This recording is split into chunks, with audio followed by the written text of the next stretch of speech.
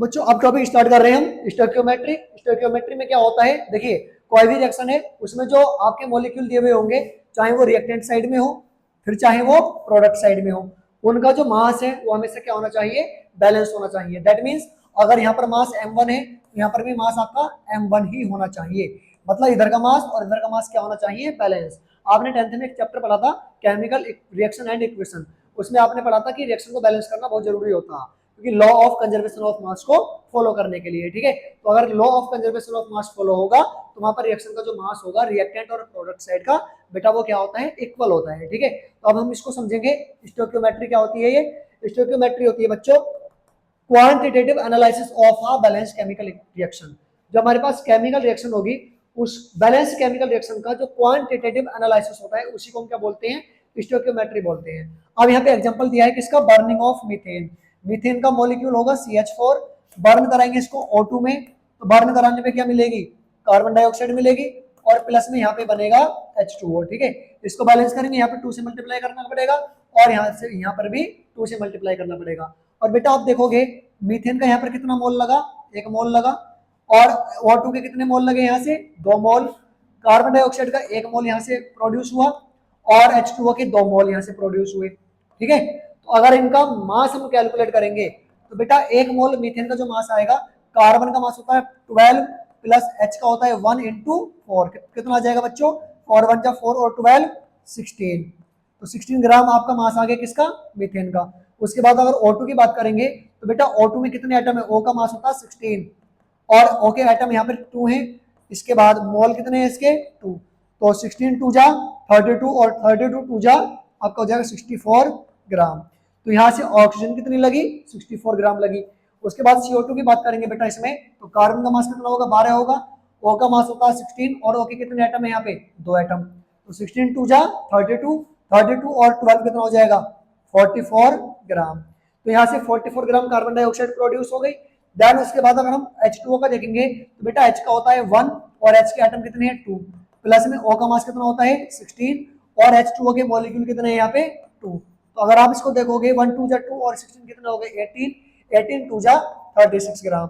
अब आप इसका टोटल करोगे तो टोटल कितना आएगा बेटा 44 प्लस 36 कितना आएगा, 6 और 4 तो 10 का 0 1 कैरी, 3 और 1 4 और 4 8, 80 ग्राम यहाँ से मास आ गया टोटल। अगर आप इसमें क्या करोगे कैलकुलेशन तो क्या आएगा 16 प्लस 64, तो बेटा 4 और 6 कितना हो गया 10 का 0 1 कैरी, 1 और 6 7 और 1 8, तो यहाँ से भी कितना आया 80 ग्राम और यहाँ से भी कितना आया 80 ग्राम। तो इसमें आप देखोगे कि जितना मास रिएक्टेंट साइड में है उतना ही मास आपका प्रोडक्ट साइड में है। तो इस ऑब्जर्वेशन को ही हम क्या कहेंगे बच्चों, स्टोइकियोमेट्री ऑब्जर्वेशन कहेंगे। मतलब रिएक्शन को बैलेंस करना बहुत जरूरी होता है। और यहाँ पर जो ये कोफिशिएंट लग रहे हैं, ये जो नंबर आपको दिख रहे होंगे, ये जो नंबर आपको दिख रहे होंगे यहाँ से देखिए, ये जो 2 आपका है और 2 यहाँ से ये यहाँ पर क्या है 1, यहाँ पर भी क्या है 1, ये नंबर होते हैं बच्चों आपके स्टोइकियोमेट्रिक कोफिशिएंट, ठीक है। क्या होते हैं बच्चों, ये स्टोइकियोमेट्रिक कोफिशिएंट, और इस ऑब्जर्वेशन को ही क्या कहेंगे, स्टोइकियोमेट्री ऑब्जर्वेशन। क्लियर है बच्चों, ठीक है। इसके बाद हम आगे चलते हैं। अब यहाँ पर एक क्वेश्चन लेकर आए आपके लिए। क्वेश्चन क्या है, calculate the amount of water produced by the combustion of 48 gram of methane.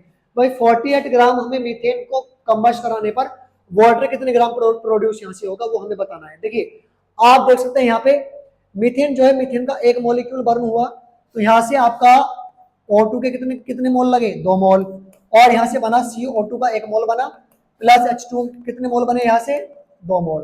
अब आप देखेंगे यहाँ पे मीथेन का मास कितना था 16 ग्राम, O2 का देखिए हमें बताना है, इसमें क्या बताना है, calculate the amount of water, हमें अमाउंट निकालना है वाटर का, ठीक है।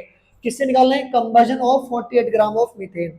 यहाँ से 48 ग्राम मीथेन के कंबशन में कितने ग्राम वाटर बनेगा वो हमें बताना है। एक बात बताइए आप मुझे, 16 ग्राम मीथेन है, उसने वाटर कितना बनाया, यहाँ से 18 ग्राम मास होता है एक मोल वाटर का, मोल कितना है यहाँ पे 2, कितना आ गया 36 ग्राम। यहाँ से सीधा सीधा लिखेंगे 16 ग्राम methane produce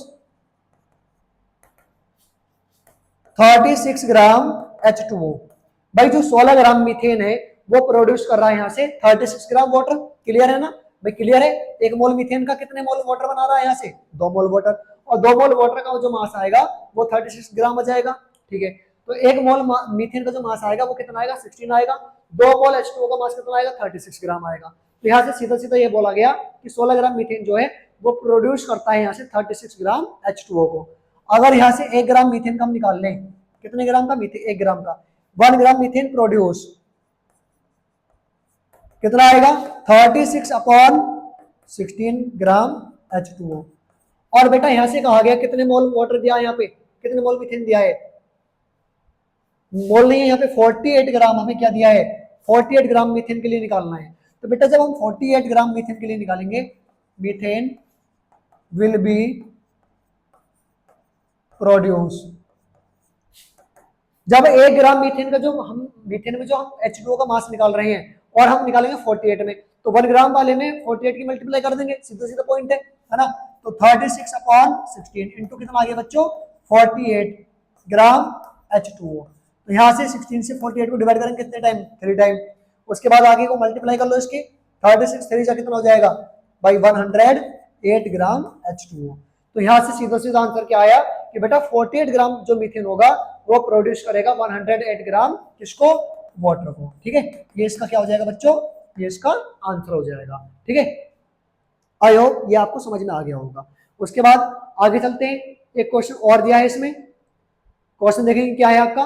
calculate the amount of carbon dioxide that could be produced when 2 mole of carbon is burn in air.